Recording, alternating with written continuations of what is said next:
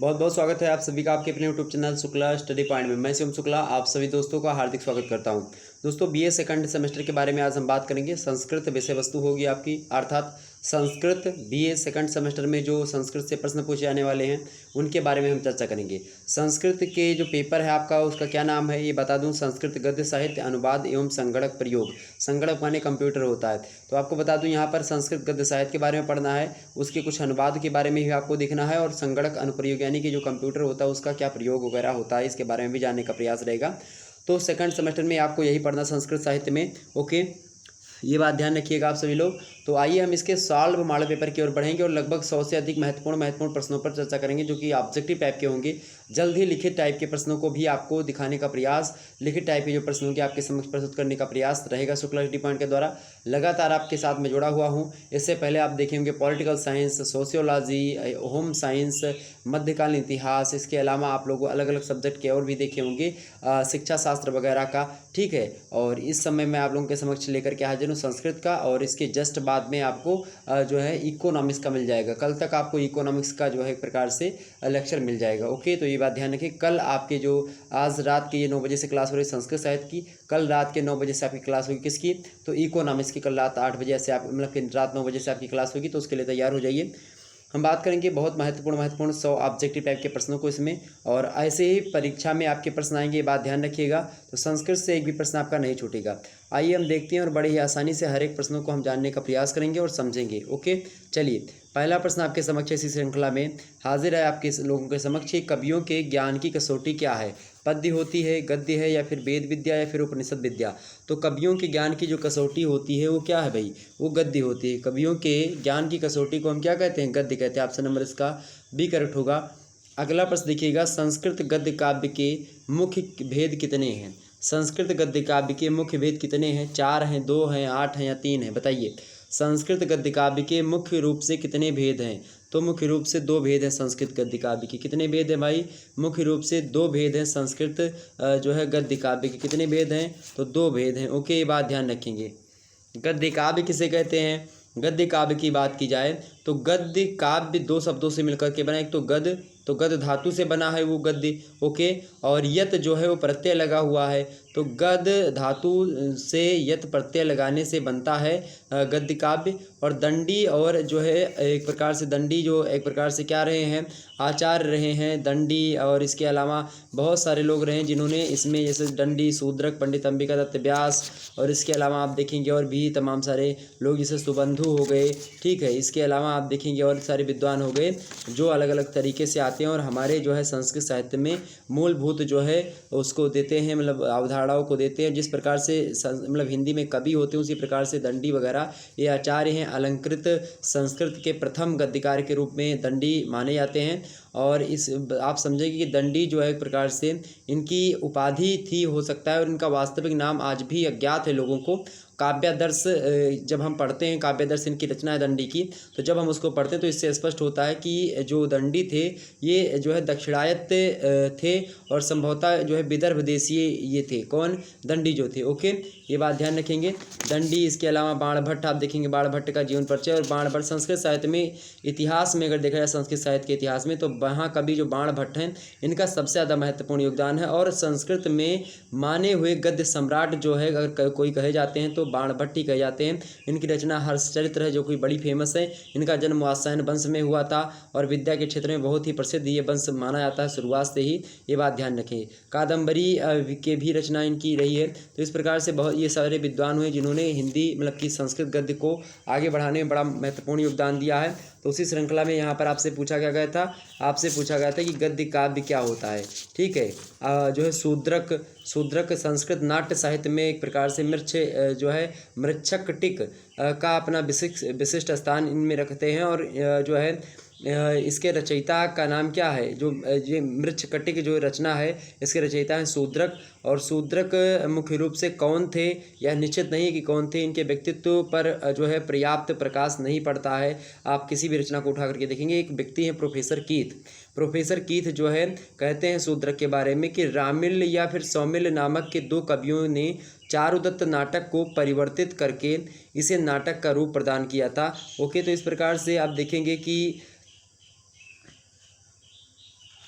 मुख्य रूप से जो है ये हमारे समक्ष आते हैं शूद्रक। इसके अलावा पंडित अंबिका दत्त व्यास जी हो गए, ये संस्कृत साहित्य में जो है इनका नाम अत्यंत आदर के साथ लिया आता है और इनकी रचना जो है शिवराज विजय, उससे ये एक प्रकार से बड़ी फेमस है और आपके पाठ्यक्रम में आप देखेंगे पढ़ने को मिलेगा।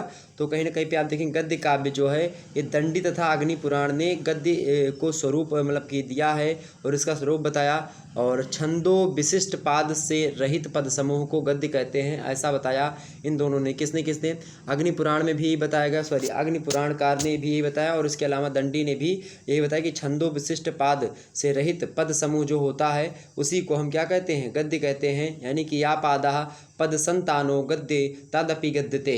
क्या कहा, अपादः पद संतानो गद्य सत तद तदपि गद्यते।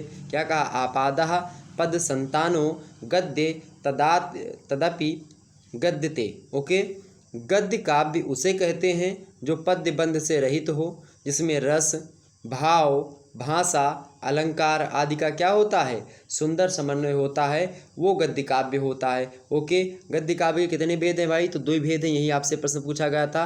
कौन कौन से होते हैं, पहला होता है कथा। गद्य काव्य के मुख्य रूप से संस्कृत की बात की तो 2 भेद होते हैं, पहला क्या कथा और दूसरा क्या होती है आख्यायिका। कथा जो होती है और आख्यायिका, इन दोनों में क्या अंतर, कथा और आख्यायिका क्या होती है। तो कथा और आख्यायिका की अगर बात की तो कथा जो होती है ये कल्पित होती है, कथा में कल्पना भी होती है, जबकि जो आख्यायिका होती है इसमें आप देखेंगे तो ये पूर्ण रूप से सत्य पर आधारित होती है आख्यायिका। ओके, गद्य के 2 रूप हैं, कथा और आख्यायिका।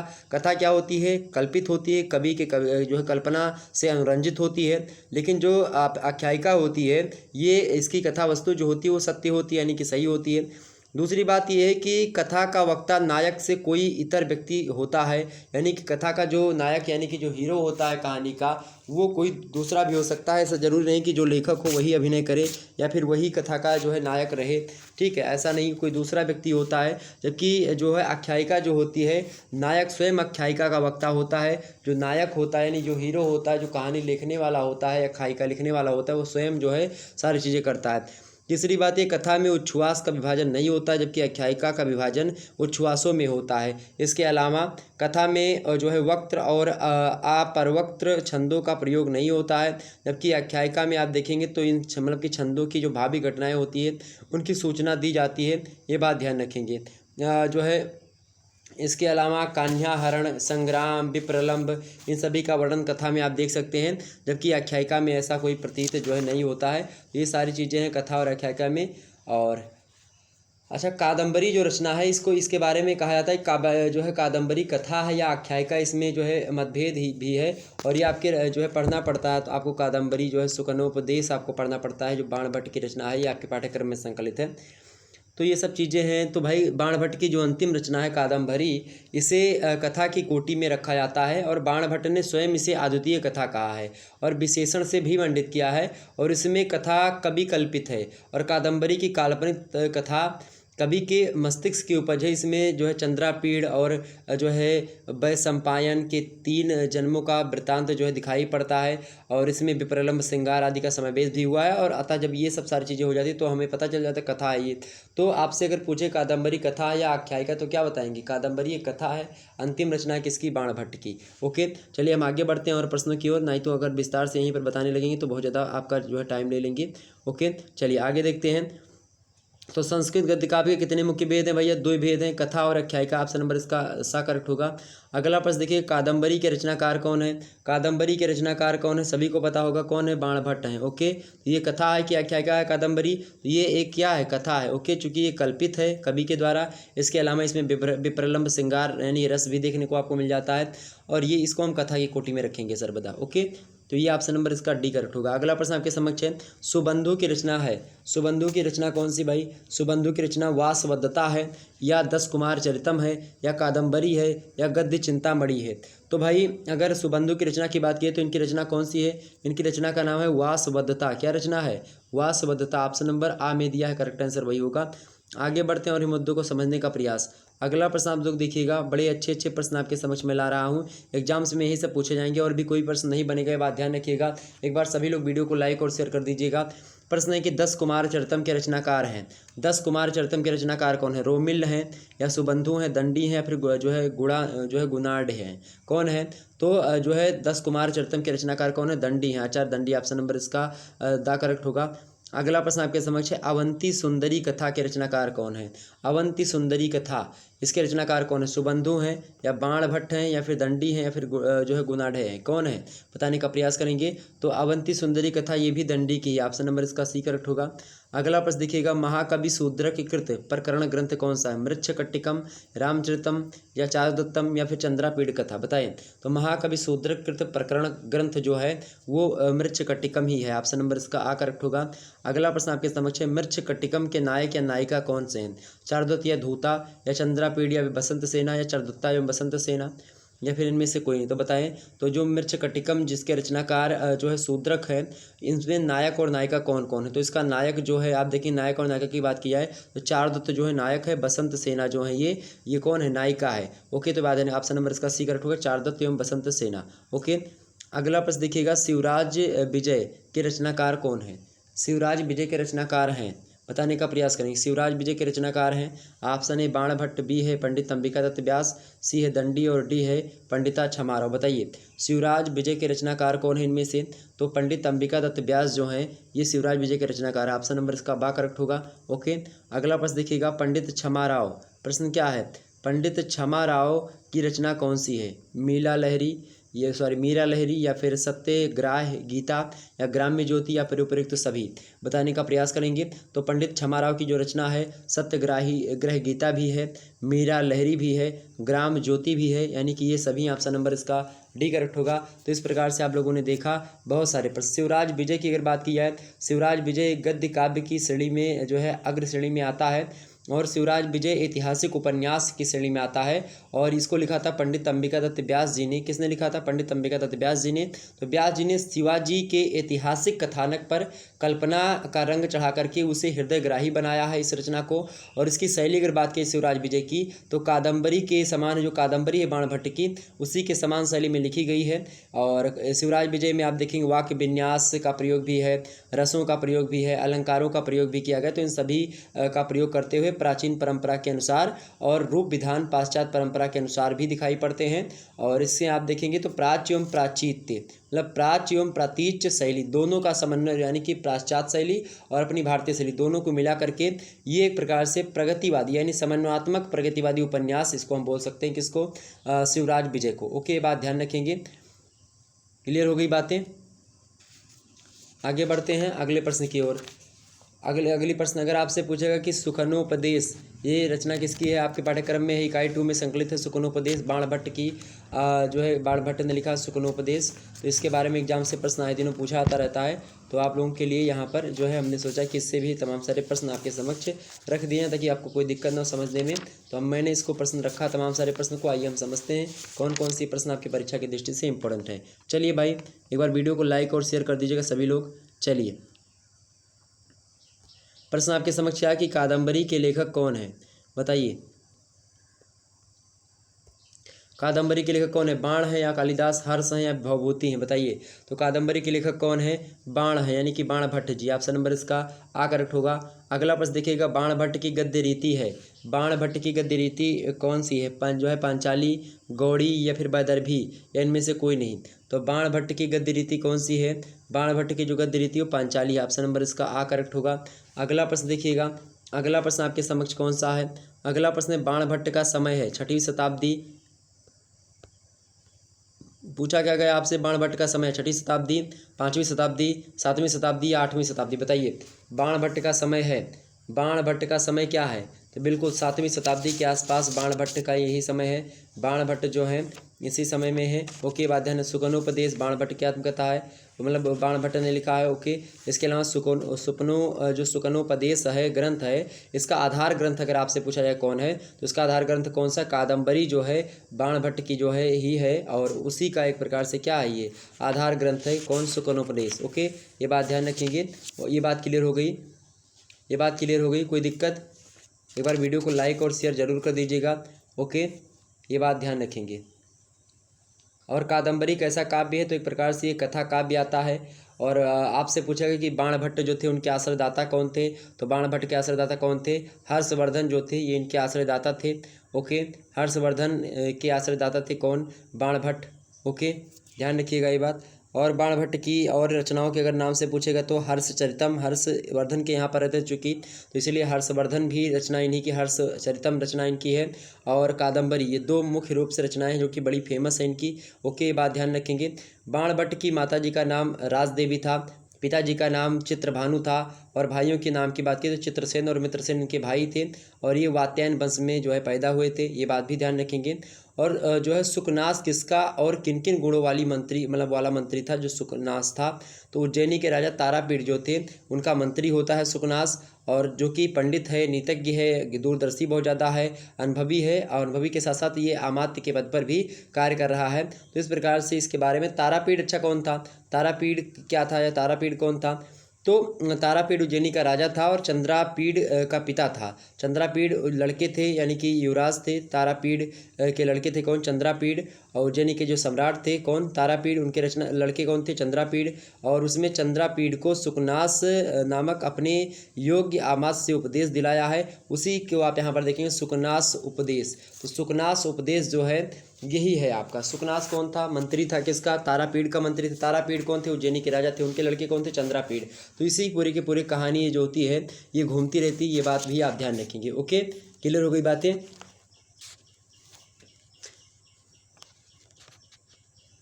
अच्छा, ये भी तमाम सारे प्रश्न और भी हैं। चलिए हम चर्चा करते थे प्रश्नों के बारे में, जब हम जो है लिखित टाइप के प्रश्न आपको बताएंगे, आप लिखित वाले मॉडल पेपर, तो उसमें विस्तार से चर्चा करूंगा। ओके, बाणभट्ट का समय कौन सा, 7वीं शताब्दी। अगला प्रश्न आपके समक्ष है, सुकनास कौन था, राजा था, नौकर था, अधीक्षक था, क्या मंत्री था, बताइए। तो सुकनास कौन था, सुकनास कौन था भाई, सुकनास जो था ये मंत्री था, क्या था, मंत्री था, किसका था, तारापीठ का।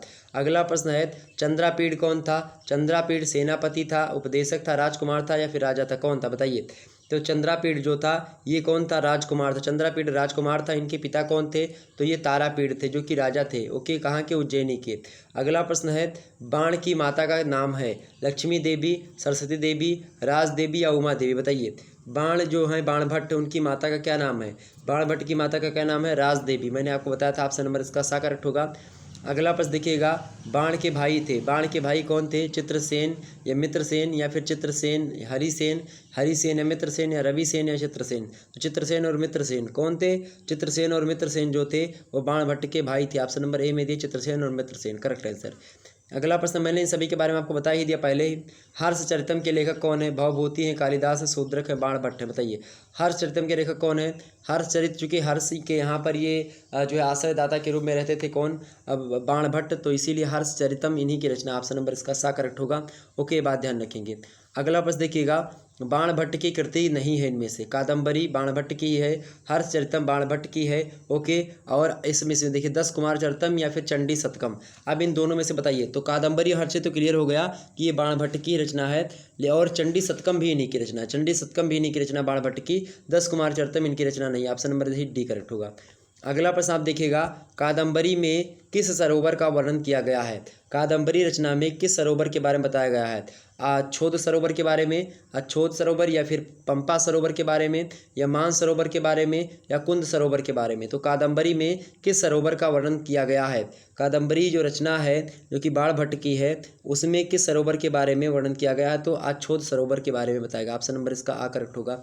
ओके, आगे बढ़ते हैं। अगला प्रश्न आपके समक्ष है, सुकनास ने लक्ष्मी को क्या बताया है, सुकनास ने लक्ष्मी को क्या बताया है, कमला, चंचला या अनार्या, इनमें से बताइए कोई नहीं। तो बताइए, सुकनास ने लक्ष्मी को क्या बताया, अनार्या बताया है, क्या बताया है, अनार्या बताया है। ओके, बात ध्यान रखेंगे, क्या बताया है, अनार्या बताया है। कादम्बरी का पात्र कौन है, आपसे अगर पूछे कादम्बरी के पात्र कौन है, तो पत्रलेखा, ये कादम्बरी का पात्र है। ओके, कादम्बरी में किसके 3 जन्मों का वर्णन किया गया है, तो चंद्रापीठ जो राजा हैं इनके 3 जन्मों का, मतलब कि चंद्रापीठ जो हैं, तारापीठ के जो लड़के हैं राजकुमार जो हैं, उस कादम्बरी रचना में चंद्रापीठ के 3 जन्मों के बारे में बताया गया है। ओके, बात ध्यान रखेंगे। क्लियर हो गई। कादम्बरी का प्रमुख पात्र कौन है, अगर आपसे पूछे तो क्या बताएंगे? कादम्बरी जो रचना है इसका मुख्य पात्र या प्रमुख पात्र जो है चंद्रापीड़ है, यानी राजकुमार जो हैं वही है। चंद्रापीड़ के पिताजी थे कौन? तारापीड़, ये मैंने आपको बता दिया। और ये बताइए, सुकनास जो था उसने चंद्रापीड़ को पहला संबोधन क्या किया था? पुत्र कहा था, तात कहा था, सौम्य कहा था, प्रिय कहा था? तो क्या कहा था? तात बोला था। सुकनास ने क्या कहा था? जब सुकनास जो था उपदेश दे रहा था किसको? चंद्रापीड़ को, तो पहले संबोधन में क्या बोला था? तात बोला था। ओके, ये बात ध्यान रखेंगे। आगे बढ़ते हैं और ये प्रश्नों को हम जानने का प्रयास करते हैं। चलिए भाई, अगला प्रश्न देखते हैं हम लोग।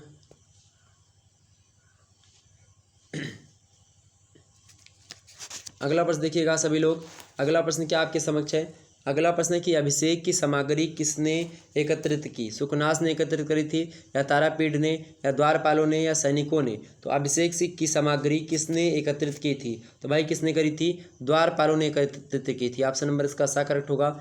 अगला प्रश्न देखिएगा, स्वार्थी मनुष्य राजाओं से मृगया के संबंध में क्या कहते हैं? स्वार्थी मनुष्य राजाओं से मृगया के संबंध में क्या कहते हैं, या कहते हैं क्या कहते हैं? दोष, श्रम, सद्गुण या मनोविनोद? स्वार्थी मनुष्य जो है राजाओं से मृगया के संबंध में कहते हैं दोष, मनोविनोद, श्रम या फिर सद्गुण? तो क्या कहते हैं? श्रम। ऑप्शन नंबर इसका बी करेक्ट होगा। अगला प्रश्न आपके समक्ष है, राज्याभिषेक के समय किसकी आवश्यकता होती है? सेना की, विश्राम की, धन की या उपदेश की? तो राज्याभिषेक के समय जो आवश्यकता होती है उपदेश की आवश्यकता होती है। ऑप्शन नंबर इसका सा करेक्ट होगा। अगला प्रश्न आपके समक्ष है, गुरु के उपदेश की अवहेलना करता है अहंकार रूप में जिसके कानों के छेद बंद हो गए हों, वो गुरु के उपदेश की अवहेलना करता है। बिल्कुल वही करेगा जो जिसके पास अहंकार होगा, और अहंकार जब हो जाएगा तो उसको कुछ अच्छा नहीं लगेगा। सारी चीज़ें उसको एक प्रकार से अपने आप में गुरूर लगेगा। जिसके अधिक ज्ञान होगा वो गुरु का उपदेश मानेगा। जो धनवान होगा वो भी मान सकता है, और जो बुद्धिमान होगा वो भी मानेगा। जबकि जो अहंकार रूप हो जाएगा, जिसके पास अहंकार हो जाएगा, वो जो है नहीं मानेगा। तो ऑप्शन नंबर इसका आ करेक्ट होगा। अगला प्रश्न देखिएगा। अगला प्रश्न आपके समक्ष है, राज्य रूपी विष से उन्मत्त मनुष्य हो जाता है। राज्य रूपी विष से उन्मत्त जो है मनुष्य हो जाता है, चेतन हो जाता है, अचेतन हो जाता है, तपस्वी हो जाता है, फिर ज्ञानी हो जाता है। तो राज्य रूपी विष जो होता है जब उससे मनुष्य उन्मत्त हो जाता है तो वो अचेतन हो जाता है। कैसा हो जाता है? अचेतन मतलब बिना चेत के हो जाता है, यानी कि उसका एक प्रकार से थोड़ा सा निर्जीव टाइप का होने लगता है। अगला प्रश्न, लक्ष्मी करती है त्याग का स्वागत, त्याग का अनादर या फिर त्याग का उपदेश, या फिर इनमें से कोई नहीं? तो लक्ष्मी जो करती है वो क्या करती है? त्याग का अनादर करती है, त्याग का अनादर करती है। ऑप्शन नंबर इसका बी करेक्ट होगा। अगला प्रश्न आपके समक्ष है, लब्धाति दुखेन परिपाल्यते किसका कथन है? लब्धाति दुखेन परिपाल्यते, ये कथन है किसका कथन है? तो ये सुकनास का कथन है। किसका है? सुकनास का। ऑप्शन नंबर इसका आ करेक्ट होगा। अगला प्रश्न आप देखिएगा। अगला प्रश्न आपको दिया गया है यहीं पर। अगला प्रश्न देखिएगा, त्रयीमयाय त्रिगुणात्मने नमः, इस सूक्ति वाक्य में नमः के साथ विभक्ति का प्रयोग हुआ है। प्रथमा विभक्ति, चतुर्थी विभक्ति, षष्ठी या फिर पंचमी? नमः जो है उसके साथ कौन सी विभक्ति है बताइए? त्रयीमयाय त्रिगुणात्मने नमः, इसमें नमः के साथ कौन सी विभक्ति है? तो चतुर्थी विभक्ति का प्रयोग किया गया। ऑप्शन नंबर इसका बा करेक्ट होगा। अगला प्रश्न देखिएगा, समस्त मल को धोने में समर्थ बिना जल का स्नान कहा गया है। बताने का प्रयास करेंगे। समस्त मल को धोने में समर्थ बिना जल का स्नान कहा गया है। पुस्तकीय, धर्मशास्त्रीय या लौकिक ज्ञान या गुरु का उपदेश? बताइए। तो बताने का प्रयास करेंगे। समस्त मल को धोने में समर्थ बिना जल का स्नान कहा गया है, तो गुरु का उपदेश। ऑप्शन नंबर इसका दा करेक्ट होगा। अगला प्रश्न देखिएगा, आगे देखते हैं। अगला प्रश्न देखिएगा। अगला प्रश्न आपके समक्ष है, गंधर्व नगर की रेखा को माना गया है। गंधर्व नगर की रेखा को माना गया है शुभ सूचक या कल्याण कारक या हानिकारक या फिर अमंगल सूचक? तो गंधर्व नगर की रेखा को माना गया है अमंगल सूचक। ऑप्शन नंबर इसका दा करेक्ट होगा। ओके, आगे बढ़ते हैं और ये प्रश्नों को हम जानने का प्रयास करते हैं। ये तमाम सारे प्रश्न हैं और भी एग्जाम की दृष्टि से आएंगे। ओके, चलिए हम आगे बढ़ते हैं और ये प्रश्नों को जानने का प्रयास करते हैं। शिवराज विजयम पंडित अंबिका दत्त व्यास की रचना है। उससे जो भी प्रश्न पूछे आ रहे हैं उसके बारे में हम जानने का प्रयास करेंगे। ओके, आगे चल करके चलिए। व्यास जी, प्रश्न क्या है आपके समक्ष? देखिए प्रश्न आ चुका है। प्रश्न क्या दिया हुआ है? प्रश्न देखिएगा कि व्यास जी के पूर्वज किस प्रदेश के निवासी थे? व्यास जी के पूर्वज किस जो है प्रदेश के निवासी थे? बताइए, उत्तर प्रदेश के निवासी थे, राजस्थान के निवासी थे, या फिर जो है वो मध्य प्रदेश के निवासी थे, या पंजाब के निवासी थे? बताने का प्रयास करें सभी लोग। जो व्यास जी के यानी अंबिका दत्त व्यास जी के जो पूर्वज थे वो किस प्रदेश के निवासी थे? तो वो लोग जो निवासी थे वो राजस्थान के निवासी थे। ऑप्शन नंबर इसका ख करेक्ट होगा। अगला प्रश्न देखिएगा, व्यास जी के पितामह का क्या नाम था? व्यास जी के पितामह यानी अंबिका दत्त व्यास जी की बात हो रही है। तो व्यास जी के पितामह का क्या नाम था? व्यास जी के पितामह का नाम था राजा राम शास्त्री जी। ऑप्शन नंबर इसका का करेक्ट होगा। अगला प्रश्न देखिएगा, आपके एग्जाम में आ सकता है, व्यास जी के पिता थे कौन थे? राजा राम शास्त्री, दुर्गा दत्त, या फिर ज्ञान सागर शास्त्री?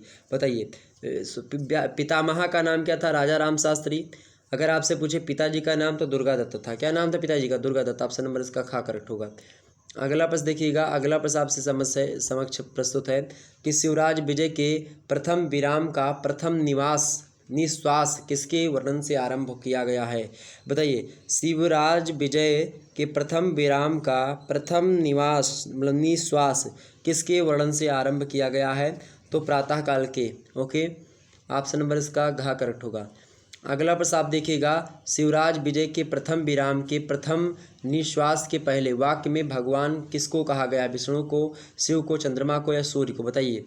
तो शिवराज विजय के प्रथम विराम के प्रथम निश्वास के पहले वाक्य में भगवान जो है वो सूर्य को कहा गया। ऑप्शन नंबर इसका ग करेक्ट होगा।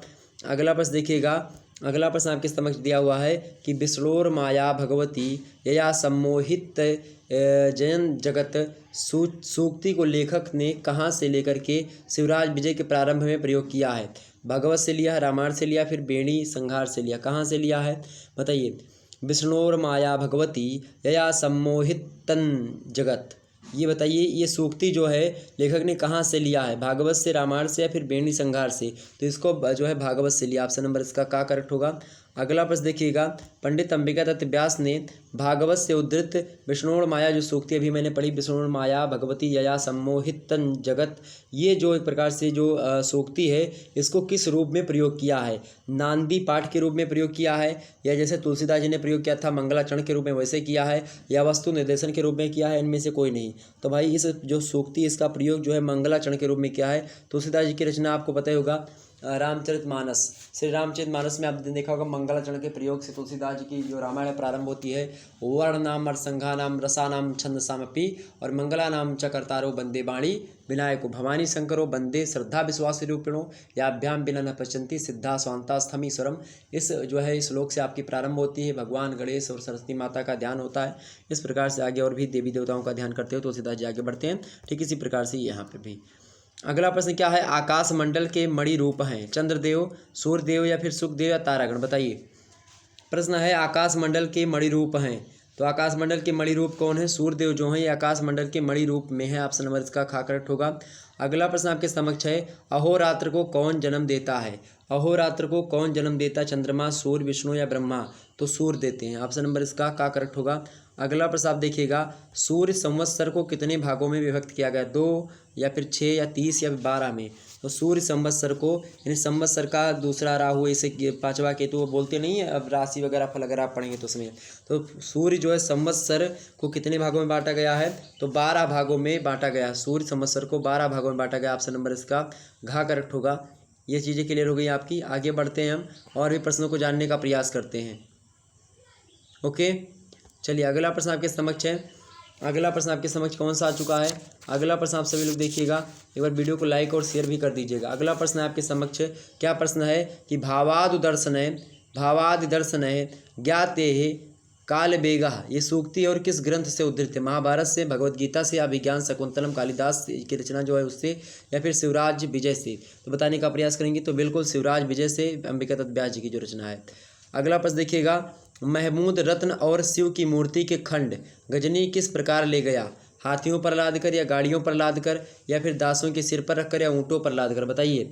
तो महमूद गजनवी जो था वो रत्न और शिव की मूर्ति को के खंड जो था वो गजनी किस प्रकार ले गया था? तो ऊँटों पर लाद कर ले गया था। ऑप्शन नंबर इसका घा करेक्ट होगा। अगला प्रश्न देखिएगा, महमूद ने भारत को कितनी बार लूटा था? 10 बार, 11 बार, 12 बार, या 8 बार? तो महमूद ने भारत को कितनी बार लूटा भाई? तो 12 बार लूटा था। कितनी बार? 12 बार। ऑप्शन नंबर इसका घा करेक्ट होगा। अगला प्रश्न है महमूद ने किस तीर्थ को धूल में मिला दिया? सोमनाथ को, द्वारका को, मथुरा को या काशी को? बताइए महमूद ने किस तीर्थ को धूल में मिला दिया? तो सोमनाथ जो है इलाका, मंदिर जो है सोमनाथ का, उसको धूल में मिला दिया, बहुत ज़्यादा धन वहाँ से लूटा। ठीक है, अगला प्रश्न देखिएगा। अगला प्रश्न आपके समक्ष है सोमनाथ तीर्थ का वैभव कैसा था? सोमनाथ तीर्थ का वैभव कैसा था? उत्तम था, अत्युत्तम था या फिर लोकोत्तर था या कैसा भी नहीं था?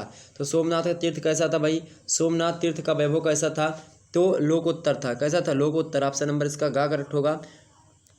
अगला प्रश्न आप देखिएगा, सोमनाथ मंदिर का घंटा किस प्रकार की जंजीर से लटकने वाला था? बताइए सोमनाथ मंदिर का घंटा किस प्रकार की जंजीर से लटकने वाला था? एक मन मूंज की जंजीर से, या 200 मन सोने की जंजीर से, या 200 मन मोतियों की जंजीर से, या 200 मन रजत की जंजीर से? बताइए तो सोमनाथ का मंदिर का जो घंटा था वो किस प्रकार की जंजीर से लटकने वाला था?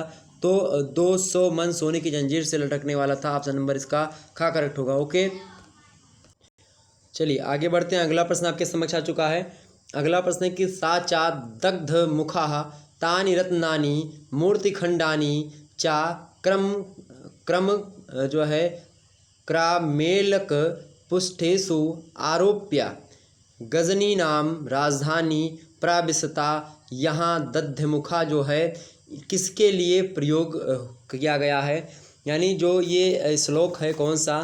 कि सा दग्धमुखा तानि रत्नानि मूर्तिखंडानि च जो है क्रामेलक पृष्ठेषु आरोप्या। इसमें जो गजनी नाम राजधानी प्राविशतः, यहाँ पर जो दग्धमुखा जो शब्द है शुरुआत का, ये किसके लिए प्रयुक्त किया गया है? गौर सिंह के लिए, या योगीराज के लिए, यवन युवक के लिए, या फिर शिवाजी के लिए? तो ये जो है यवन का जो आया था, यानी कि जो गजनी से आया था, मोहम्मद गौरी या गजनी, मोहम्मद गजनी के लिए प्रयोग किया गया। ऑप्शन नंबर इसका गा करेक्ट होगा, यमन युवक के लिए। अगला प्रश्न आपके समक्ष, शहाबुद्दीन ने गजनी पर पहला आक्रमण कब किया था? शहाबुद्दीन ने गजनी पर पहला आक्रमण कब किया था? तो 1087 विक्रम संवत में किया था। ऑप्शन नंबर इसका खा करेक्ट होगा। अगला प्रश्न आपके समक्ष है, विक्रम संवत को अगर सन में बदलना हो आपको तो कैसे बदलेंगे? 1087, अब इसको अगर हम सन में बदलेंगे तो 57 इसमें से घटा देंगे। जब भी आपको विक्रम संवत से इस भी सन में बदलना होगा तो आप 57 घटा देंगे इसमें से, विक्रमी संवत में से। ये विक्रमी संवत में लिखा हुआ है, इसको हमको सन में निकालना है, तो हम किस में घटाएंगे भाई? 57 घटा देंगे। 7 में से 7 गए 0, 8 में से 5 गए, कितना बचा? 3, 8 5 8 5 मतलब कितना होगा? 5 3 8 होता है ना, बिल्कुल हाँ। और यहाँ पर 1000, यानी कि 1030 ईस्वी के आसपास जो है पहला आक्रमण हुआ था। ओके, ये बात ध्यान रखिएगा। तो शहाबुद्दीन ने गजनी पर पहला आक्रमण कब किया था? 1087 विक्रम संवत में। अगला प्रश्न आप देखिएगा, शहाबुद्दीन ने दिल्ली को अपनी अश्वसेना से किस संवत में घेरा? बताइए, फटाफट से बताने का प्रयास करेंगे। शहाबुद्दीन ने दिल्ली को अपनी अश्वसेना यानी घोड़े की सेना से किस संवत में घेरा था? तो बताने का प्रयास करें तो 1250 संवत में। कब? 1250 संवत में घेरा था। ओके, 1200 संवत विक्रम संवत में। अब इससे भी घटाना होगा तो आप घटा लीजिएगा 57। अगला प्रश्न आपके समझ, शहाबुद्दीन ने किस नगर में हड्डियों के पहाड़ बना दिए थे? तो शहाबुद्दीन ने जो वाराणसी जो नगर है, यानी कि जो वाराणसी यानी काशी है, बनारस, उसमें हड्डियों के पहाड़ बना दिए थे। ऑप्शन नंबर इसका घा करेक्ट होगा। अगला प्रश्न आपके समझ, शहाबुद्दीन ने हजारों मंदिर किस नगर में भूमिसात किए हैं? मथुरा में, वाराणसी में, सोमनाथ में, द्वारका में? तो वाराणसी में। ऑप्शन नंबर इसका खा करेक्ट होगा। ओके, तो इस प्रकार से आप लोगों ने इन सभी प्रश्नों को देखा। अब आइए हम और भी प्रश्नों को देख लेते हैं जो कि कंप्यूटर संगणक से संबंधित हैं। देखिए अगला प्रश्न क्या आपके समक्ष क्या है? कंप्यूटर को लेकर के प्रश्न आपके समक्ष आ चुका है। देखिए कंप्यूटर को लेकर के प्रश्न आपके समक्ष है कि कंप्यूटर, प्रश्न क्या है? प्रश्न है कि कंप्यूटर की उत्पत्ति किस भाषा के शब्द से हुई है? लैटिन भाषा से, फ्रेंच भाषा से, हिंदी भाषा से, रूसी भाषा से? तो कंप्यूटर जो शब्द है इसकी उत्पत्ति हुई है आपकी लैटिन भाषा से हुई। ओके, और कंप्यूटर को विद्युत की मस्तिष्क या कंप्यूटर को विद्युत मस्तिष्क की संज्ञा भी दी जाती है। कंप्यूटर शब्द की उत्पत्ति किससे हुई है? लैटिन भाषा से हुई है। लैटिन भाषा का जो एक प्रकार से कंप्यूटर से जो शब्द है उससे हुई है, जिसका मतलब होता है गणना करना या गिनती करना। और आज के कंप्यूटर को एक नवीन प्रविधि के रूप में हम मानते हैं। और कंप्यूटर को हम तमाम प्रकार की परिभाषाओं से बता सकते, जैसे कि कंप्यूटर की परिभाषा अगर आपको लिखना चाहिए तो लिख लीजिए।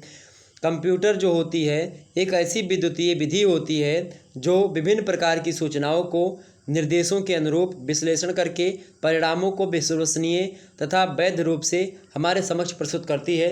उस विधि को या उस प्रविधि को हम क्या कहते हैं? कंप्यूटर कहते हैं। ओके, यानी इसको हिंदी में संगणक कहा जाता है। ओके, ये बात ध्यान रखेंगे। ये बात क्लियर हो गई बातें। आगे देखते हैं। अगला प्रश्न आपके समक्ष है, विश्व में इंटरनेट की शुरुआत कब से मानी जाती है?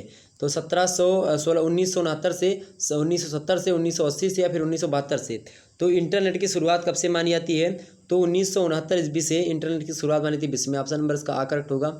अगला प्रश्न आपके समक्ष है, इंटरनेट के मुख्य भाग हैं। इंटरनेट के मुख्य भाग कौन कौन से? टेलीफोन, मोडेम या फिर नेटवर्क या उपग्रह। तो ये सभी जो हैं इंटरनेट के ही भाग हैं। ऑप्शन नंबर इसका डी करेक्ट होगा, उपरोक्त सभी। ओके, ये सब क्या है? ये सब भाई ये इंटरनेट के मुख्य भाग हैं। अगला प्रश्न है, शिक्षा में कंप्यूटर के कार्य हैं। स्मृति अथवा संग्रह करना, या तथ्य प्रक्रियाकरण, या सूचना प्रस्तुतिकरण, या फिर उपरोक्त सभी। शिक्षा में कंप्यूटर के कार्य क्या हैं? शिक्षा में कंप्यूटर के कार्य क्या है भाई? फटाफट से बताने का प्रयास करेंगे। शिक्षा में कंप्यूटर के कार्य क्या है? उपरोक्त सभी। ये सभी कर तथ्य प्रक्रियाकरण भी, स्मृति यानी कि याद रखना, संग्रह करना, सूचना को प्रस्तुत करना, ये सभी जो है शिक्षा में कंप्यूटर के कार्य हैं। अगला प्रश्न है, मुक्त डिजिटल शैक्षिक संसाधन है। ई बुक्स या वेब पोर्टल या फिर और बोथ दोनों। तो बिल्कुल करेक्ट आंसर क्या होगा आपका? बिल्कुल डिजिटल विषय वस्तु या मुक्त डिजिटल शैक्षिक संसाधन की अगर बात की जाए तो इसमें आपका ई बुक्स और वेब पोर्टल ये सब आते हैं। ई बुक्स क्या होता है? ई बुक्स की अगर बात की जाए तो ई बुक्स यानी इलेक्ट्रॉनिक पुस्तक जिसको हम कहते हैं, उसी को ई बुक्स कहते हैं, इलेक्ट्रॉनिक बुक्स। ओके, डिजिटल रूप में जो पुस्तक होती है उसी को हम कहते हैं। ओके, और ई पुस्तकें जो होती हैं कागज़ के बजाय डिजिटल जो है संचिका के रूप में होती हैं, जिन्हें कंप्यूटर, मोबाइल और अन्य डिजिटल जो यंत्र होते हैं उनके द्वारा आप पढ़ सकते हैं। और इन्हें इंटरनेट पर भी छापा जा सकता है, बांटा जा सकता है, पढ़ा जा सकता है। इसके अलावा और भी कई चीज़ें की जा सकती हैं। और ये पुस्तकें जो होती हैं, ई बुक्स जो होती हैं, ये कई फाइल फॉर्मेट में होती हैं, जिसमें आप देखेंगे पीडीएफ जो है सबसे ज़्यादा प्रचलित है। जैसे मैं पीडीएफ में आपको पढ़ा रहा हूँ, ये पीडीएफ जो है ये एक प्रकार से क्या है? ई बुक्स ही है, यानी कि इंटरनेट बुक्स या फिर सॉरी इलेक्ट्रॉनिक बुक्स जो है, ये जो मैं पीडीएफ पे पढ़ा रहा हूँ ये एक प्रकार से जो है बुक्स की श्रेणी में ही आता है। ओके, ये बात ध्यान रखेंगे। वहीं डिजिटल विषय वस्तु के साधन में और भी तमाम सारी चीज़ें, जैसे कि ओवरहेड प्रोजेक्टर आप देखते होंगे, यह प्रोजेक्टर पर लोग पढ़ाते हैं। इसके अलावा स्लाइड, यानी कि जब मैं पढ़ा रहा हूँ स्लाइड। इसके अलावा सीडी, डीवीडी और ई अनवर्कों का प्रयोग, और इसके अलावा प्रशिक्षण वीडियोज़, ये सभी तो ये सब होते हैं। ओके, ये बात ध्यान रखेंगे।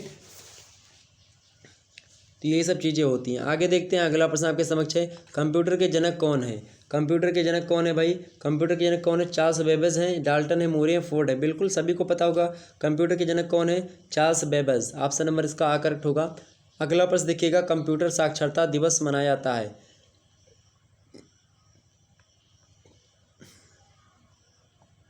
कंप्यूटर साक्षरता दिवस कब मनाया जाता है? फटाफट से बताने का प्रयास करेंगे। 2 सितंबर, 22 सितंबर, या 2 दिसंबर, या फिर 22 अगस्त। एक बार सभी लोग वीडियो को लाइक और शेयर कर दीजिएगा। कंप्यूटर साक्षरता दिवस मनाया जाता है। कंप्यूटर साक्षरता दिवस कब मनाया जाता है? तो कब मनाया जाता है भाई? 2 दिसंबर को। कब? 2 दिसंबर को कंप्यूटर साक्षरता दिवस मनाया जाता है। ऑप्शन नंबर इसका सा करेक्ट होगा। अगला प्रश्न देखिएगा, शिक्षा में कंप्यूटर का उपयोग होता है इंटरनेट में, ईमेल में, ई कॉम में, या फिर उपरोक्त सभी में। शिक्षा में कंप्यूटर का उपयोग होता है, कहाँ कहाँ पर होता है? शिक्षा में कंप्यूटर का उपयोग ईमेल में भी होता है, इंटरनेट में भी होता है, और ई कॉम में भी होता है। ओके, ऑप्शन नंबर इसका क्या करेक्ट होगा? D option. ओके, अगला प्रश्न देखिएगा। अगला प्रश्न आपके समक्ष आ चुका है। थोड़ा सा और हम प्रश्नों को देखेंगे जो कि एग्जाम पढ़ना विषय बहुत ज़्यादा महत्वपूर्ण है। इसके अलावा आपसे अगर एग्जाम से पूछेगा कि सॉफ्टवेयर के मुख्य रूप से कितने प्रकार होते हैं? सॉफ्टवेयर 3 प्रकार के होते हैं। कितने प्रकार के होते हैं सॉफ्टवेयर जो होते हैं आपके वो 3 प्रकार के होते हैं। ओके, जिसमें आप सिस्टम सॉफ्टवेयर देखते हैं, एप्लीकेशन सॉफ्टवेयर देखते हैं, ये सब सॉफ्टवेयर जो होते हैं। ओके, ये बात क्लियर हो गई आपकी। आपसे पूछेगा कि जो है इंटरनेट द्वारा प्रदत्त सुविधा क्या क्या होती है? तो इंटरनेट से हम ईमेल वगैरह कर सकते हैं, ई कॉमर्स और वर्ल्ड वाइड वेब हम देख सकते हैं। इसके अलावा तमाम सारी चीज़ें, यूट्यूब पर आप वीडियो देख सकते हो, पढ़ाई कर सकते हो, फेसबुक, व्हाट्सअप, इंस्टाग्राम ये सब चला सकते हो। तो ये सभी चीज़ें हो सकती हैं। ओके, तो एग्जाम से जब भी पूछे जाएंगे तो आप ये सब कर दीजिएगा, कोई दिक्कत की बात नहीं होनी चाहिए। ओके, और ये सब आप जैसे पढ़ाई में आप देखेंगे तमाम सारी चीज़ें आज हो रही हैं, जैसे कि आप देखें गूगल मीट वगैरह हो गए, जूम हो गए, टीम हो गया, और जो है वेबएक्स, इन सभी के माध्यम से आप पढ़ते हैं। ओके, ये बात क्लियर हो गई। टीचिंग की तो ऑनलाइन टीचिंग लर्निंग प्लेटफॉर्म में जूम, टीम ये सब आते हैं। ओके, ये बात ध्यान रखेंगे। और इसके अलावा आप देखेंगे, आपको पता ही होगा सारी चीज़ें। ठीक, वेब सर्च, ई टेक्स्ट जो होते हैं ये भी एक प्रकार से नया साधन है कि आप ये थोड़ी चीज़ें लिखते हो और आपको स्पेलिंग नहीं पता तो स्पेलिंग लिख के खुद ब खुद आ जाती 3-4 स्पेलिंग। ओके, इसके अलावा गूगल असिस्टेंट वॉइस टाइपिंग भी आ चुकी है कि आप बोलिए तो वो भी आ जाती है। आप जो है बोल करके अगर आप बोलेंगे कोई चीज़ तो वो लिख देगा, हिंदी में चाहे अंग्रेजी में, जो भी आप चाहें। अगर आप जो है किसी भाषा में हैं, यानी कि आप संस्कृत या अंग्रेजी भाषा मतलब यहाँ पर जो है हिंदी भाषा में लिखना चाहते तो हिंदी भाषा में लिख जाएगा। या आप गूगल ट्रांसलेटर आ चुका है, अगर आप जो है अंग्रेजी में कोई चीज़ आपको नहीं समझ में आ रही तो हिंदी में आप उसको दिखेगा, ठीक, हिंदी में लिखा हुआ है, अंग्रेजी में उसको कन्वर्ट करना तो अंग्रेजी में हो जाएगा। इस प्रकार से अब बड़ी सुविधा हो चुकी है, कोई दिक्कत की बात नहीं है। ओके, ये बात ध्यान रखेंगे। तो ये सब चीज़ें क्लियर हो रही हैं, आपकी डाउट क्लियर हो रहा है, सारी चीज़ें, कोई दिक्कत की बात नहीं होनी चाहिए। ओके, आगे बढ़ा जाए फिर। चलिए, अगला प्रश्न आपके समक्ष आ चुका है भाई, अगला प्रश्न आपके समक्ष आ चुका है, फटाफट से देखने का प्रयास करेंगे सभी लोग। देखिए, अगला प्रश्न आपके समक्ष है। अगला प्रश्न है कि निज पर्ण कुटीरात में विभक्ति का प्रयोग हुआ है। निज पर्ण कुटीरात में विभक्ति का प्रयोग हुआ है, पंचमी का या तृतीया विभक्ति या षष्ठी विभक्ति या सप्तमी विभक्ति, बताएं। निज पर्ण कुटीरात, इसमें कौन सी विभक्ति है? तो इसमें पंचमी विभक्ति का प्रयोग है। किसकी? पंचमी विभक्ति। ऑप्शन नंबर इसका का करेक्ट होगा। कौन सा का करेक्ट होगा? ओके, आगे देखते हैं। अगला प्रश्न आपके समक्ष है। अगला प्रश्न है कि विप्र बटु कितनी देर तक सोया? विप्र बटु कितनी देर तक सोया? 1 प्रहर तक, 2 प्रहर तक, 3 प्रहर तक या चिर रात्र तक यानी देर रात तक। तो ये देर रात तक सोया था। ऑप्शन नंबर इसका घ करेक्ट होगा। अगला प्रश्न आपके समक्ष है। विप्र बटु ने प्रातःकाल क्या करना आरंभ किया? विप्र बटु ने प्रातःकाल क्या करना आरंभ किया था? गुरु को प्रणाम करना या सूर्य को नमस्कार करना या स्नान करना या पुष्पों का चयन करना, बताइए। तो विप्र जो बटु था उसने प्रातःकाल जो है गुरु को प्रणाम करना आरंभ किया। और आप देखेंगे भगवान श्री रामचंद्र जो थे वो भी कहीं ना कहीं पे जो है गुरु को प्रणाम करते थे। मात पिता गुरु नाम प्रातःकाल उठ के रघुनाथा, मात पिता गुरु नावे माथा, ये बात ध्यान रखेंगे। ओके, तो ये भगवान राम का आदर्श भी है। और आप देख रहे हैं भगवान राम की अगर जो है जो भी, और भगवान राम तुलसीदास जी ने अपनी रचना जो रामचरितमानस है, इसका नाम रामचरितमानस क्यों रखा? रामायण वगैरह फिर अन्य नाम क्यों नहीं रखा? क्योंकि रामचरितमानस यानी राम के चरित्र को मन में धारण करो। राम का चरित्र सबसे बलवान था। आप देखेंगे कि रावण जो था बलशाली भी राम जी से ज़्यादा था, उसके पास बल भी राम जी से ज़्यादा था, बुद्धि भी मतलब कि राम जी से ज़्यादा थी। किसके पास? रावण के पास पंडित था, पंडित विज्ञानी था। रावण बहुत ज़्यादा विद्वान भी था, बहुत ज़्यादा सोचनीय, मतलब कि उसकी बुद्धि यानी विवेक भी उसके पास ज़्यादा था राम जी से। तो हर एक चीज़ में मामले में ज़्यादा था। धन के मामले में भी मतलब कि भगवान राम से ज़्यादा था, ठीक है। इसके अलावा जो चमत्कार यानी कि जो है माया में भी राम जी से ज़्यादा ही था। तो कई प्रकार की उसके पास शक्तियाँ भी थी, शक्ति के मामले में भी ज़्यादा था। बस केवल एक चीज़ थी कि रावण जो था उसके पास उसका चरित्र उतना ज़्यादा सही नहीं था, जबकि भगवान श्री राम का चरित्र ठीक था।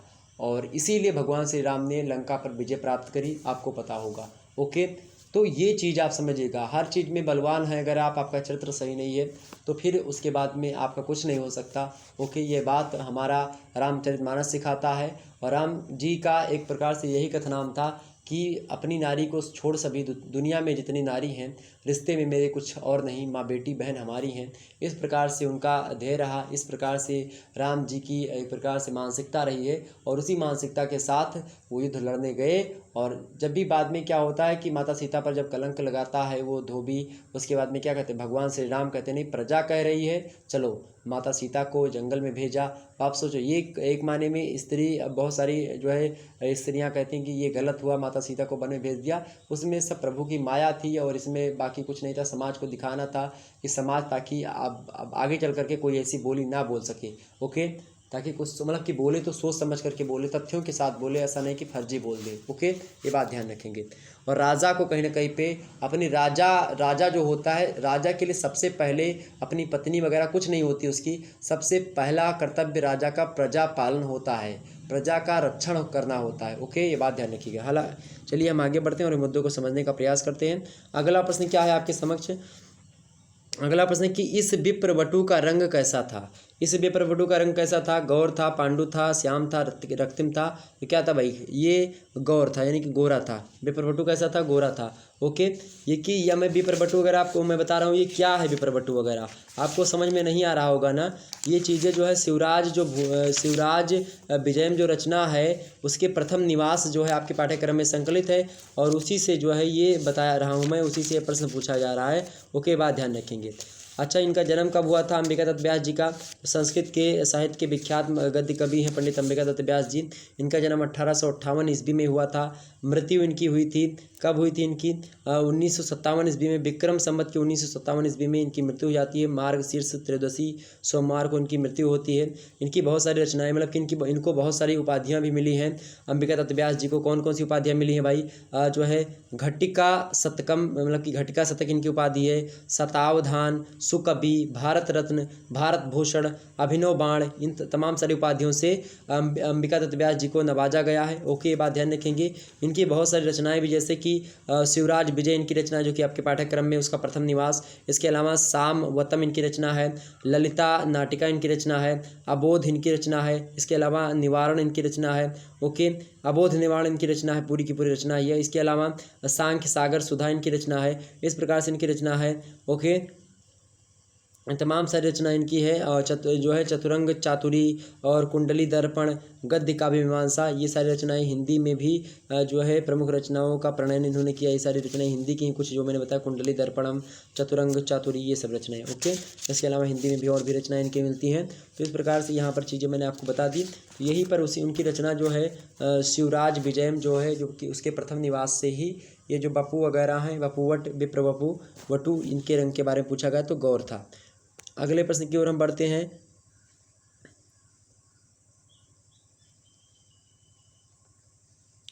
अगला प्रश्न आपके समक्ष है, चिररात्राय सुप्तमो अहम, या कथन किसका है? श्याम सिंह का है, शिवाजी का है, गौर सिंह का है, या फिर आश्रम के गुरु का है? प्रश्न क्या है? चिररात्राय सुप्तो अहम, या कथन है चिररात्रो। प्रश्न क्या है? चिररात्राय सुप्तो अहम, या कथन किसका है? फटाफट से बताने का प्रयास करेंगे। चिररात्राय सुप्तो अहम, या कथन है किसका है? तो ये कथन है गौर सिंह का। किसका है? गौर सिंह का। ऑप्शन नंबर इसका गा करेक्ट होगा। अगला प्रश्न देखिएगा, आकुंचयन, आकुंचय में प्रत्यय का प्रयोग हुआ है। कत्वा परिचय है, या फिर ल्यप जो है प्रत्यय है, या श्रतु प्रत्यय है, या फिर सानच का प्रत्यय है? बताने का प्रयास करेंगे। तो इसमें जो है लेप का परिचय है। ओके, किसका है? जो है ये जो है इसका प्रत्यय जो लगा हुआ है, ये जो है आधा ला या और पा, ये प्रत्यय। ऑप्शन नंबर इसका खा करेक्ट होगा।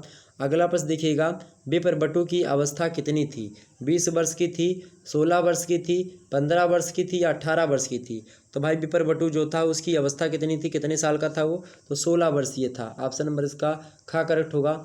अगला प्रश्न देखिएगा, पर्णकुटी चारों ओर से घिरी हुई थी, वृक्षों से घिरी थी, या जंगली जीवों से घिरी थी, या कटीले तारों से घिरी थी, या पुष्प वाटिका से घिरी थी? बताइए, पर्णकुटी चारों ओर से किससे घिरी थी? तो पर्णकुटी की चारों ओर से किससे घिरी थी? वृक्षों से, जंगली जीवों से, कटीले तारों से, या फिर पुष्प वाटिका से? तो पर्णकुटी चारों तरफ से किससे घिरी थी भाई? पुष्प वाटिका से घिरी हुई थी। ऑप्शन नंबर इसका घा करेक्ट होगा। अगला प्रश्न देखिएगा, कुटिया की पूर्व दिशा में था सुंदर भवन था, तालाब था, समुद्र था, या घना जंगल था? कुटिया की पूर्व दिशा में क्या था भाई? कुटिया की पूर्व दिशा में क्या था? सुंदर भवन था, तालाब था, समुद्र था, या घना जंगल था? तो कुटिया के पूर्व दिशा में जो था वो तालाब था एक। ऑप्शन नंबर इसका खा करेक्ट होगा। अगला प्रश्न देखिएगा, पर्वत की महाकंदरा में भरत मुनि क्या करते थे? पर्वत की महाकंदरा में भरत मुनि क्या करते थे? सोते थे, समाधि में बैठे थे, या भजन क्या करते थे, या ग्रंथ लिखते थे? तो पर्वत की कंदरा में जो महामुनि थे, यानी कि वो कौन क्या करते थे? जो पर्वत की कंदरा थी, महाकंदरा थी, उसमें महामुनि जो थे वो समाधि पे बैठे हुए थे। ऑप्शन नंबर इसका खा करेक्ट होगा। अगला प्रश्न देखिएगा, अगला प्रश्न, योगी राज आश्रम में आकर कहाँ बैठे थे? आसन पर, काष्ठ पीठ पर, यानी जो है लकड़ी की पीठ पर, या फिर धरती पर, या सैया पर? तो बताएं, योगी राज आश्रम में आकर के काष्ठ पीठ पर बैठे थे। कहाँ पर? काष्ठ पीठ पर बैठे। तो इस प्रकार से आप लोगों ने देखा, ऑप्शन नंबर इसका ऑप्शन नंबर कौन सा करेक्ट होगा? खा वाला, काष्ठ पीठ पर, खा। ओके, एक बार सभी लोग वीडियो को लाइक कर दीजिएगा। ओके, बड़ी मेहनत करने के बाद में सभी प्रश्नों को आपके समझ दिखाने का प्रयास हो पाता है, तो आप लोग मेहनत को समझिए, वीडियो को लाइक कर दीजिएगा। आप लोग लगातार कह रहे थे कि सर जी बताओ संस्कृत का, इसलिए मैंने सोचा एक ही वीडियो में बहुत सारे प्रश्न आपको दिखा दिए जाएँ, ताकि आपको कोई दिक्कत ना हो। अगर आपकी परीक्षा ऑब्जेक्टिव होती तो कोई दिक्कत ना हो। लिखित के लिए भी मैं जल्दी कार्य कर रहा हूँ, जल्दी आपके समक्ष लिखित का मॉडल पेपर भी दूंगा, उसको लेकर के आप परेशान बिल्कुल भी मत होइएगा। ओके, आइए देखते हैं। चलिए, एक बार वीडियो को लाइक कर दीजिएगा, सभी दोस्तों के पास शेयर कर दीजिएगा, 10-10 व्यक्तियों से वीडियो को लाइक और शेयर करवाइएगा। ओके, अगला प्रश्न आपके समक्ष क्या है? देखिए, अगला प्रश्न है कि दुर्जन के मुख में अति असहनीय दुर्वचन किसके समान बताया गया है। प्रश्न क्या है कि दुर्जन के मुख में अति असहनीय दुर्वचन जो होता है वो किसके समान बताया गया है। अमृत के समान बताया गया है, या विष के समान बताया गया है, या फिर पवित्र जल के समान, या महासर्प के विष के समान। बताने का प्रयास करें। दुर्जन के मुख में अति असहनीय दुर्वचन किसके समान बताया गया है, तो ये महासर्प के विष के समान, यानी कि उसके जहर के समान बताया गया है। महासर्प यानी कि बहुत बड़े सर्प के। ऑप्शन नंबर इसका सी करेक्ट होगा। अगला प्रश्न देखिएगा। अगला प्रश्न आपके समक्ष दिया हुआ है। प्रश्न क्या दिया हुआ है कि मनस्तु साधु ध्वनिभि पदे पदे हरन्ति संतो मणिनूपुरायु। अर्धांश के द्वारा किसकी प्रशंसा की गई है। ये अर्धांश जो लिखा हुआ है, इस अर्धांश के द्वारा किसकी प्रशंसा की गई है। दुर्जन की, सज्जन की, मूर्ख की, या विद्वान की। बताइए। तो इसमें मनस्तु साधु ध्वनिभि पदे पदे हरन्ति संतो मणिनूपुरायु, इसमें सज्जन की जो है क्या करी गई है, प्रशंसा की गई। ऑप्शन नंबर सज्जन व्यक्तियों की प्रशंसा, जेंटलमैन की। ऑप्शन नंबर इसका बी करेक्ट होगा। अगला प्रश्न देखिएगा। दुर्जन के गले के नीचे क्या नहीं उतरता। दुर्जन के गले के नीचे क्या नहीं उतरता। मनोहर अमृत नहीं उतरता, ऑप्शन ए। ऑप्शन बी सूक्ति में सुकाव्य नहीं उतरता, या विष नहीं उतरता, या इनमें से कुछ नहीं। तो जो दुर्जन लोग होते हैं उनके गले के नीचे क्या नहीं उतरता, तो जो सूक्ति में सुकाव्य होता है, यानी कि जो अच्छी सूक्तियाँ होती हैं, अच्छी बातें होती हैं, वो नहीं जो है उनके अंदर जाती हैं, गले से नीचे ही नहीं उतरती। कहा भी गया है कि जो है यह सर आवत अति कठिनाई। भगवान भजन में या भगवत भजन में कभी भी जब जाना पड़ता है तो बहुत ज़्यादा प्रॉब्लम होती है। अरे भैया यहाँ जाए के वहाँ जाए, दुनिया भरे के जो है इधर उधर का रहेगा। लेकिन अगर कहीं पर अभी देखेंगे, कहीं पर जो है कोई जो है वीडियो लगा हुआ है, या देखें कहीं पर नाच हो रही है, तो वहाँ पर जाने के लिए बोल दो, तो कम से कम नहीं तो इतनी भीड़ जुट जाएगी कि एकदम से बैठने की जगह हो या ना हो, खड़े न खड़े सारी चीज़ें रात भर बिता देंगे। लेकिन वहाँ पर जाएंगे जहाँ पर उनकी इज्जत नहीं होगी। आप कथा में जाओगे, कथा में बैठने के लिए आसन आपका रहता है, वहाँ पर बैठो आराम से। कहीं भगवत भजन हो रहा है, वहाँ पर भी आसन मिलेगा, लास्ट में प्रसाद भी आपको मिलेगा। ओके, ये बात ध्यान रखेंगे। अगर आपके पास जो है कुछ है तो भी आप चढ़ाएं, अगर नहीं है तो कोई दिक्कत की बात ना भी चढ़ाएं, इसके लिए कोई बाध्य नहीं रहता है। ठीक है, ये भी चीज़ें हैं। तो सूक्ति में जो काव्य या सुकाव्य जो होते हैं वो दुर्जन के गले से नीचे नहीं उतरते हैं। तो भाई वो कठिन रास्ते का प्रयोग है जो है उसका जो है सभी लोग नहीं चख पाते ना। आगे देखते हैं। अगला प्रश्न आपके समक्ष क्या है। सुभाषितम हरि विसत्य, क्या लिखा हुआ है यहाँ पर देखिए। ये एक प्रकार से ये सूक्ति है। कौन सी सूक्ति है। सुभाषितम हरि विसत्य धोगलान्न। ये सूक्ति किससे उद्धृत है। हर्षचरितम से है। बाणभट्ट की जो है कादंबरी भी बाणभट्ट की है, नल चप्पू से, और 10 कुमार चरितम से। तो बताने का प्रयास करें सभी लोग फटाफट से कि सुभाषितम हरि विसत्य धोगलान्न, ये सूक्ति जो है कहाँ से ली गई है। ये सूक्ति कहाँ से ली गई भाई, तो ये कादंबरी से ली गई। ऑप्शन नंबर इसका दा करेक्ट होगा। अगला प्रश्न आपके समक्ष है। भव आदृशा एवं भवंती भजनानी उपदेशानाम, किसका किसके प्रति कथन है। यानी कि ये जो कथन है, क्या कथन। भव आदृशा एवं भवंती भजनानी उपदेशानाम, ये जो कथन है या फिर ये किसने कहा, किसका कथन है और किसके प्रति कहा गया है। सुकनास का कथन है, चंद्रापीठ के प्रति कहा गया, या चंद्रापीठ का कथन है सुकनास के प्रति कहा गया, या सुकनास का कथन है तारापीठ के प्रति कहा गया, या तारापीठ का कथन है चंद्रापीठ के प्रति कहा गया। बताने का प्रयास करेंगे। तो ये भाई अगर बात की है भावादिशा एवं भवंती भजनानी, सॉरी क्या हमने बताया, क्या था आपका सुभाषितम हरि, क्या है प्रश्न। भवादृशा एवं भवंती भजनानी उपदेशानाम, ये जो एक प्रकार से कथन है ये सुकनास का चंद्रापीठ के प्रति है। ऑप्शन नंबर इसका आ करेक्ट होगा। अगला प्रश्न आप देखिएगा। अगला प्रश्न है कुसुम सर प्रहार जर जिते। और एक बात और आपको बता दो, पेपर 1 और पेपर 2 यहीं से पूछा जाएगा। पेपर 1 और पेपर 2 दोनों में प्रश्न जो है, दोनों के पेपर को मैंने एक ही वीडियो में समाहित करने का प्रयास किया है। तो पेपर 1 और पेपर 2 जो है 104 105 जो होता है आपका, वो सारा का सारा इसमें कंप्लीट हो जाएगा। ओके, किसी किसी विश्वविद्यालय में केवल एक ही पेपर होता है, जैसे डॉक्टर राम मनोहर लोहिया हो गया, वीर बहादुर सिंह पूर्वांचल विश्वविद्यालय, चौधरी चरण सिंह मेरठ यूनिवर्सिटी हो गई। इस प्रकार से बहुत सारे विश्वविद्यालय, लगभग अधिकतर विश्वविद्यालय ऐसे हैं जहाँ पर केवल एक ही पेपर होता है सेकंड सेमेस्टर या फर्स्ट सेमेस्टर में। फर्स्ट सेमेस्टर में एक पेपर हुआ था, लेकिन बहुत सारी यूनिवर्सिटी ऐसी थी जैसे डीडी यूनिवर्सिटी, लखनऊ यूनिवर्सिटी, इन सभी ने 2-2 पेपर करवाए हैं। ओके, ये बात ध्यान रखेंगे। तो 2-2 पेपर वालों के लिए ये दोनों पेपर इसी में समाहित किया गया है और एक पेपर वालों के लिए एक पेपर ही है। ओके, ये बात ध्यान रखिएगा, क्योंकि उसमें क्या होता है सिलेबस वही है, बस थोड़ा सा इधर उधर का मतलब कि उसी में से कुछ भाग को काट करके पेपर 1 बना देंगे, कुछ भाग को काट करके पेपर जो है 2 बना देंगे। ओके, तो चिंता करने की आवश्यकता आपको नहीं है। अगला प्रश्न क्या है, कुसुम सर सर प्रहार जर जिते जर ऋते ही हृदये जलमयो गलत्यो पादिष्टम। पंक्ति उद्धृत है सुकना सोपदेश से या कादम्बरी कथा मुख से या नल चप्पू से नीति शतकम से। बताने का प्रयास करें सभी लोग फटाफट से। तो कुसुम सर सर प्रहार जर ऋते जर्ज ऋते ही हृदय जलम्यु गलत्युपदिष्टम, ये जो पंक्ति है ये सुकनासोपदेश की ही पंक्ति है। ऑप्शन नंबर इसका आ करेक्ट होगा। आगे बढ़ते हैं और ये प्रश्नों को हम देखते हैं। अगला प्रश्न आपके समक्ष है, गुरु के उपदेश को कैसा स्नान कहा गया है। गुरु के उपदेश को कैसा स्नान कहा गया है। गुरु के उपदेश को अमृतमय स्नान कहा गया है, या बिना जल का स्नान कहा गया है, या शीतल जल का स्नान कहा गया है, या गर्म जल का स्नान कहा गया है। तो गुरु के उपदेश को बिना जल का स्नान कहा गया, यानी कि बिना जल से ही आपने स्नान कर लिया। अगर गुरु के ज्ञान को आप लोगों ने या गुरु के जो उपदेश है उसको आप लोगों ने ग्रहण कर लिया, तो ऑप्शन नंबर इसका बा करेक्ट होगा। गुरुर ब्रह्मा गुरुर विष्णु गुरुर्देव महेश्वरा गुरु साक्षात पार ब्रह्म तस्मै श्री गुरुवे नमः। लेकिन तुलसीदास जी ने यह भी कहा है कि जब तक गुरु मिले नहीं सांचा तब तक गुरु करो 10 पाँचा। आगे देखते हैं। अगला प्रश्न आपके समक्ष है कि इयम ही सुभट्ट खंड खंग मंडलोत्पल वन विभ्रम भ्रमरिहि। पंक्ति में किसका वर्णन है। इम ही सुभट खंग मंडल उत्पल वन विभ्रम भ्रमरी, ये पंक्ति है, इसका मतलब इसमें किसका वर्णन है। चंद्रापेड़ का या सुकनास का या लक्ष्मी का। तो इसमें किसका वर्णन है भाई, इसमें लक्ष्मी का वर्णन है। ऑप्शन नंबर इसका सी करेक्ट होगा। अगला प्रश्न आप देखिएगा। अगला प्रश्न आपके समक्ष है कि ते नालप्यमु पदेष्ठ व्यामस्ति। क्या लिखा हुआ है, लिखा हुआ है कि ते नालप्यमय युपदेष्ठि व्यामस्ति। ये किसका किसके प्रति कथन था। चंद्रापेड़ का सुकनास के प्रति, या सुकनास का चंद्रापेड़ के प्रति, या तारापेड़ का चंद्रापेड़ के प्रति, या इनमें से कोई नहीं। फटाफट से बताने का प्रयास करेंगे। तो सुकनास का चंद्रापेड़ के प्रति ये कथन था। ऑप्शन नंबर इसका बा करेक्ट होगा। बा इज राइट आंसर। अगला प्रश्न आप देखिएगा।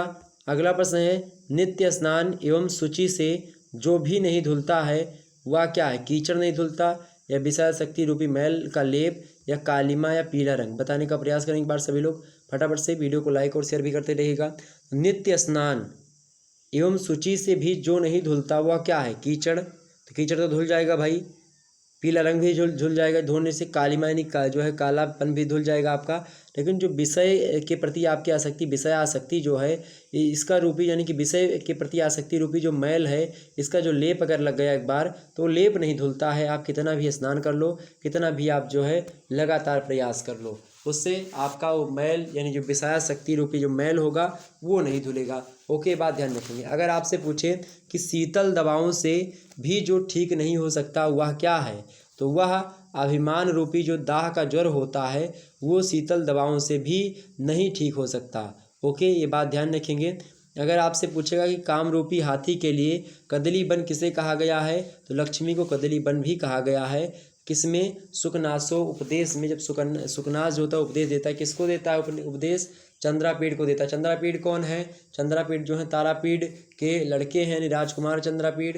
तारापीड़ जो उज्जैनी के राजा हैं, और जो ये बाणभट्ट हैं ये हर्षचरित यानी कि मतलब हर्षचरितम की रचना इन्होंने करी, और ये हर्षवर्धन के शासनकाल में मतलब हर्षवर्धन के यहाँ पर रहते थे। ओके, बात ध्यान रखेंगे। तो ये चीज़ क्लियर हो गई आपकी।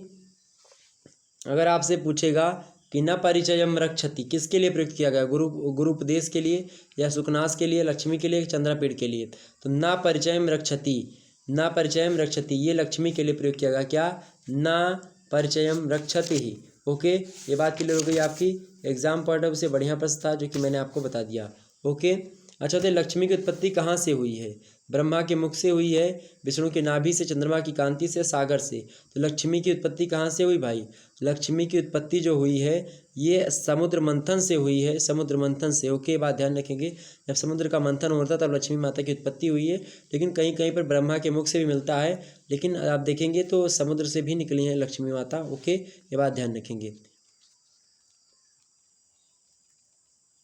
चंद्रापीड़ का राज्याभिषेक करने की इच्छा किसे हुई थी?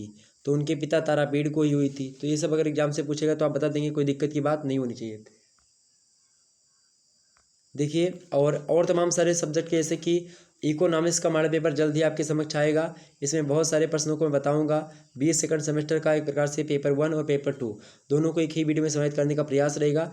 इसकी टॉप 100 यानी लगभग 111 से के आसपास में प्रश्नों को इसमें बताऊँगा, ठीक है। और समष्टि अर्थशास्त्र आपके पेपर का नाम है, मैक्रो इकोनॉमिक्स। ओके, समष्टि एक होता है व्यष्टि अर्थशास्त्र, तो व्यष्टि आप लोगों ने पढ़ा है पेपर मतलब फर्स्ट सेमेस्टर में, और इसमें आप पढ़ेंगे समष्टि अर्थशास्त्र। ओके, तो टॉप 100 प्रश्नों को हम यहाँ पर देखेंगे। इसके अलावा आप लोगों ने मध्यकालीन इतिहास के पेपर 1 पेपर 2 को देखा होगा। हिस्ट्री ऑफ मेडिवल इंडिया 1206 ईस्वी से लेकर के 1757 ईस्वी तक, यानी कि 1206 में क्या होता है, दिल्ली सल्तनत की शुरुआत होती है, मुख्य रूप से गुलाम वंश की स्थापना। इसके बाद में 1757 ईस्वी में क्या होता है, जो मुगल साम्राज्य होता है उसका पतन हो जाता है। पेपर 1 में क्या 1206 से 1526 तक, यानी कि जब तक दिल्ली सल्तनत को पेपर 1 पढ़ाया जाता है, और पेपर 2 में जो है मुगल सल्तनत को, मुगल साम्राज्य को पढ़ाया जाता है। तो इस प्रकार से चीज़ें आपकी कंप्लीट हो जाती हैं। ओके, तो ये सब चीज़ें आपको पढ़नी होती हैं। चलिए फिर मिलेंगे हम नेक्स्ट वीडियो में, तब तक के लिए जय हिंद जय भारत। आप सभी का बहुत बहुत धन्यवाद हमारे साथ जुड़ने के लिए। इसी प्रकार से अपना प्यार हमेशा बनाए रखिएगा।